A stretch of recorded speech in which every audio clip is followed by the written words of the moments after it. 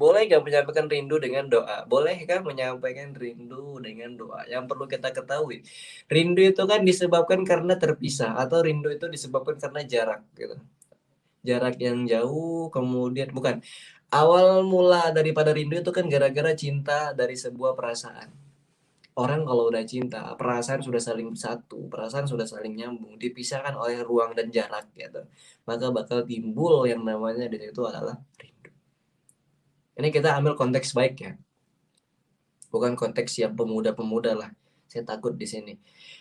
Konteksnya itu adalah ibu dengan anak ketika anaknya itu pengen masuk ke ma'had, anaknya itu pengen masuk ke pondok pesantren. Berapa banyak air mata tetesan seorang ibu yang mengantar anaknya itu ke pondok pesantren. Itu karena apa? Ya orang kalau udah cinta, orang kalau udah sambung perasaan, perasaannya itu sudah saling mewakili gitu.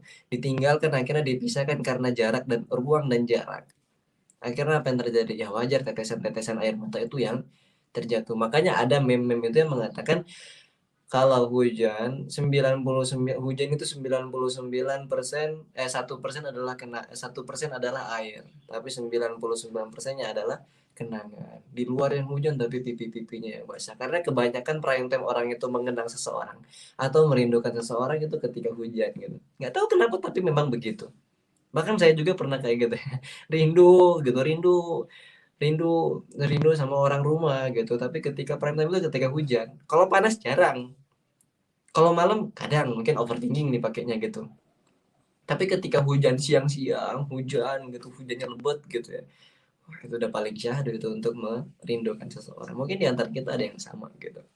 Ternyata diawali dengan rasa cinta yang akhirnya mewakili satu-satu sama satu dengan yang lainnya perasaan, akhirnya dipisahkan dengan ruang dan jarak yang sudah timbul membuncah yang arti namanya. Cuman yang mesti kita pahami ini catat teman-teman ya.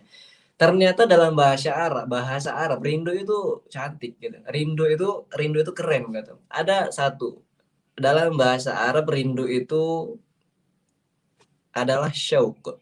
Maka sya titik tiga syauq. Di satu sisi bahasa Arab duri adalah sauq. Maka satu pakai syauq, satu lagi pakai sauq. Ternyata kalau kita paham, kalau orang itu udah saking rindu kepada orang yang dia rindukan dengan cara yang salah, rindu kepada orang yang salah itu bukan menghadirkan yang namanya kebahagiaan, akan tetapi timbul lah di situ yang namanya duri. Duri itu gimana sih? Duri itu ya bakal menyakiti kita katanya. Duri itu adalah apa-apa yang bisa menyakiti kita, apapun itu, baik itu kaki ataupun itu ke tangan. Intinya duri itu kalau kita kenal adalah tajam, benda tajam gitu. Ternyata syauq itu rindu, kalau syauq itu artinya duri. Kalau kita terlalu merindukan seseorang dengan cara yang salah kepada orang yang salah, maka siap-siaplah kamu bakal merasakan namanya keperihan karena kamu telah merasakan syauq, telah memberikan syauq yang salah kepada orang yang salah. Nyambung ya. Keren ternyata. Bismillah.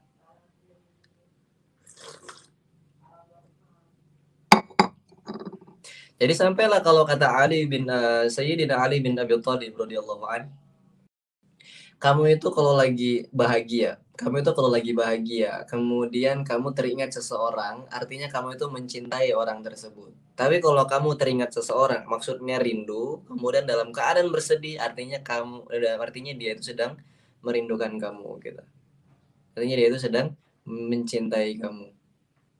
Pernah nggak sih kalau kita paham betul, kalau kita ambil konsep perkataan ya, Imam Ali bin Abi Thalib.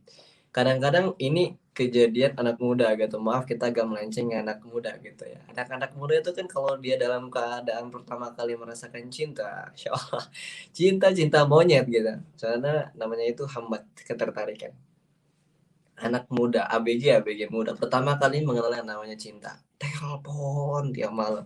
Isi chat itu kalau nggak mau, bahkan isi namanya itu di pin gitu paling atas kalau di WhatsApp gitu. Jadi pokoknya itu dikabarin. Karena apa? Ternyata kalau orang itu udah bahagia, kita mungkin kalau kita lagi hangout gitu, mungkin dia lagi nongkrong, kemudian ada temen yang nyebut namanya, contohnya saya gitu. Saya dengan istri saya, contoh ini paling gampang ya. Saya dan istri saya itu dalam keadaan pacaran. Pertama kali pacaran, hitunglah konsepnya itu sebelum menikah. Ketika saya nongkrong, kemudian ini kita ambil contoh Bang Rian nih, kemudian ngomong sama saya, bro, Aisyah gitu. Ya kita bakal berbunga-bunga gitu ya. Ketika namanya disebut atau ketika sosoknya itu langsung terbayang depan kita, kemudian langsung kita berbahagia dan kita teringat dengan dia. Itulah yang kata Ali bin Abi Thalib. Kalau kamu itu teringat dengan seseorang atau rindu dengan seseorang dan kamu dalam keadaan berbahagia, makanya kamu itu artinya kamu sedang mencintai orang tersebut. Artinya saya sedang mencintai Aisyah. Tapi kalau kita dalam keadaan rindu atau teringat sesuatu yang akhirnya itu dalam keadaan bersedih, artinya orang itu sedang mencintai kamu. Saya pernah buat konten di TikTok. Sering kita dalam keadaan sedih. Akhirnya apa? Yang teringat kita adalah dosa, dosa, dosa, dosa. Kita sering kali dalam keadaan sedih tanpa sebab gitu. Akhirnya yang kita teringat adalah bagaimana cara saya bisa ketemu Kanjeng Nabi Muhammad, ketemu dengan Rasulullah Shallallahu Alaihi Wasallam. Itu artinya adalah Rasulullah atau Allah Subhanahu Wa Taala itu sedang cinta kepada kita. Makanya letakkanlah, intinya itu letakkanlah rasa rindu kepada sesuatu yang tepat dengan cara yang tepat. Cara yang tepat bagaimana? Betul, dengan doa. Kalau kita rindu dengan Nabi Muhammad yang kita ajarkan, yang kita pelajari selama ini adalah dengan cara bersolawat. Kalau kita rindu dengan Allah Subhanahu Wa Taala yang kita pelajari sampai dengan sekarang adalah kita mesti sholat. Karena dengan sholat itulah yang akhirnya kita bisa bertemu dengan Allah. Karena dengan sholawat itulah yang akhirnya bisa mengantarkan kita bisa bertemu dengan Rasulullah.